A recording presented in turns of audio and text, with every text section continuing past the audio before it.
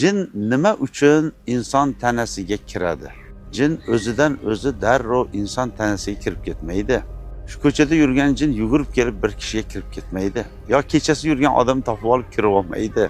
Bu tomondan xotirjam bo'ling. Biz mavzuni hamma tushunishlik uchun sekin astalik bilan bo'lma qilib turib buni inshaalloh tasvirga olib sizlarga tushuntirishga harakat qilamiz.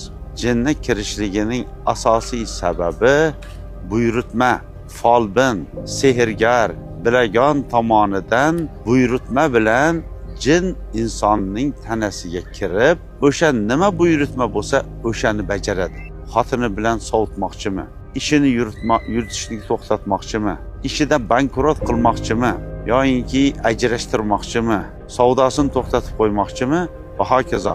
Mana shu sabablar bilan jin folbin tomonidan bo'lgan buyurtma bilan kiradi va o'zini vazifasini bajaradi. Biz yuqorida aytdikki, jinlar ham yeydi, ichadi. Ular ichida bizga o'xshaganlari, musulmonlari bor, kofirlari bor.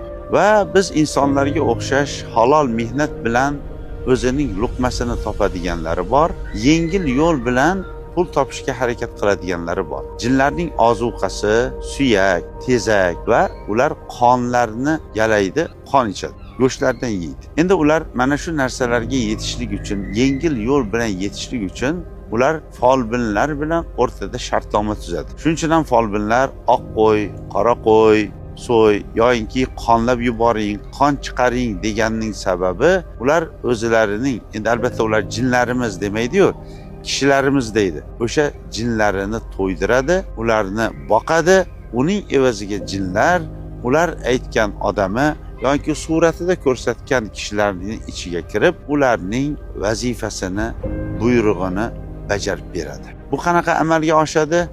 Buni keyingi majlisda aytamiz.